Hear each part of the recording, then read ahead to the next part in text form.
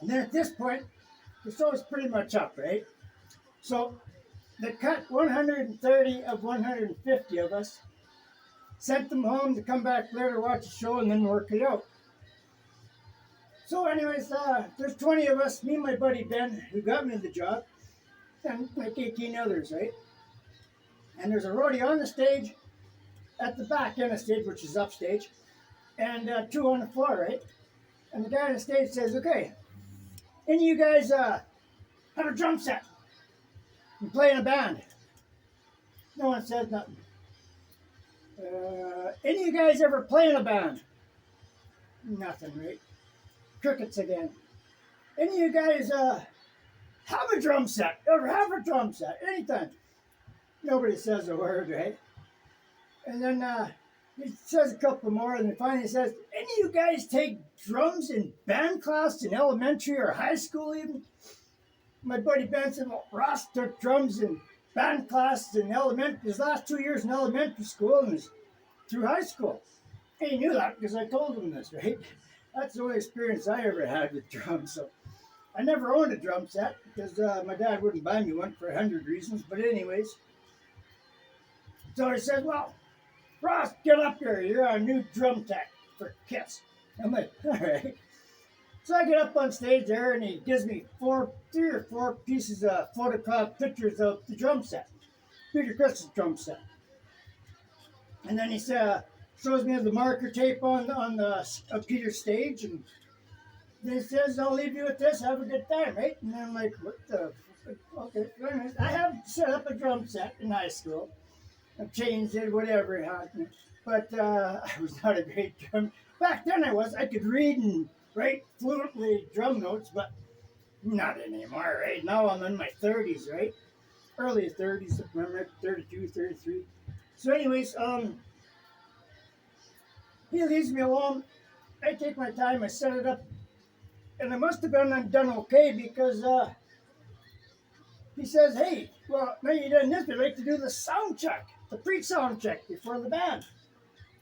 I said, what do I got to do? He said, well, all you got to do is just, he tells you to hit a tom-tom, you just hit a tom-tom, and if he says hit it again, you go, right? So anyways, just before I got my front of house roadies out at front of the house, right? And they're sitting there with their boards, right? There's a board on 2 boards there, and like most bands are, right? One's for lights, one's for sound, right?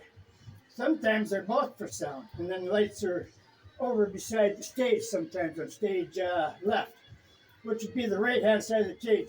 Because when you say stage left, stage right, you look from the back going towards the audience. That's right, that's left. So what you look at from the audience is stage right, but it's on the left side of the stage, okay? And there's upstage and downstage. You know which is which? Well, I do. He already told me, it says back in the day, they used to put the orchestra in the back of the stage and the singers in front, right? And they called that upstage because they would have layers, like one seat row here, go up a little bit, another seat row, and that's where the musicians would be, trumpet players and saxophone players and stuff like that, right? So that's upstage, and if you walk to the front of the stage, that's downstage, okay? So anyways,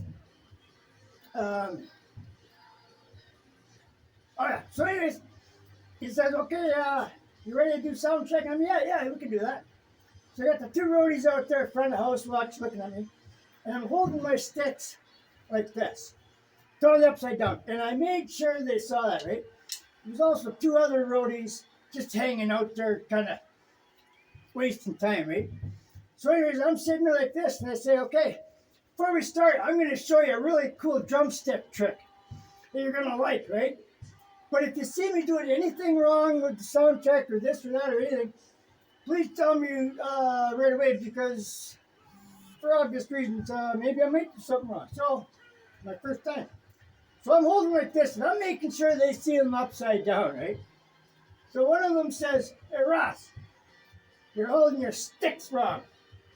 And I look, like I'm looking behind him, right? And holy fuck!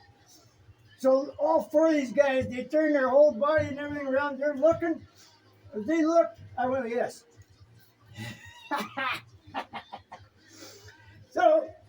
they're looking and looking and looking, and finally they don't see nothing, so they turn back around.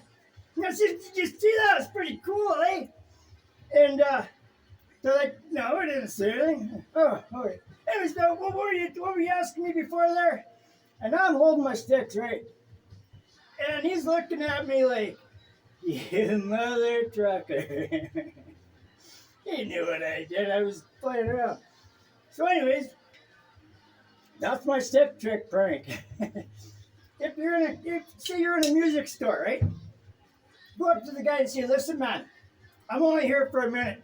I'm a really good drummer. You're going to want to see this. Come over to me. Give me one of your drum sets that sets up, and I'll show you the coolest drumstick trick you'll ever see. So they all, I've done this a couple times. They all come over towards the drum sets, right? And I say, I want everybody to stand in front of me, because if you're behind me, you won't catch the joke, the stick trick, right? You gotta see it from the front. So they're all in front of me. There's, I don't know, 5 or 6, and not very many. And I said, okay, if I do anything wrong, I said, or I forget something, tell me right away before I start doing anything, okay? So, of course, I'm holding my sticks upside down. Not one, but 2 people go, hey, Ross, you're holding your sticks wrong. So I just come and go, ooh, look at that. So they turn around, yeah, I went like this. Actually, I think I might have just went one at a time. Because you got lots of time. Once they turn around, they're not going to turn back right around again because they're looking for what they found, right?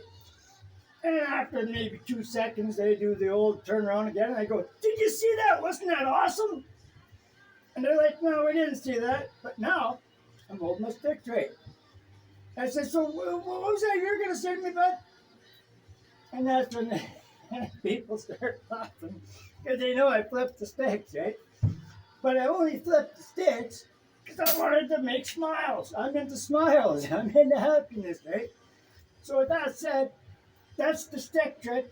You don't have to be a pro. All you got to do is convince them that you are the best drummer in the world. The best. Nobody's better than you.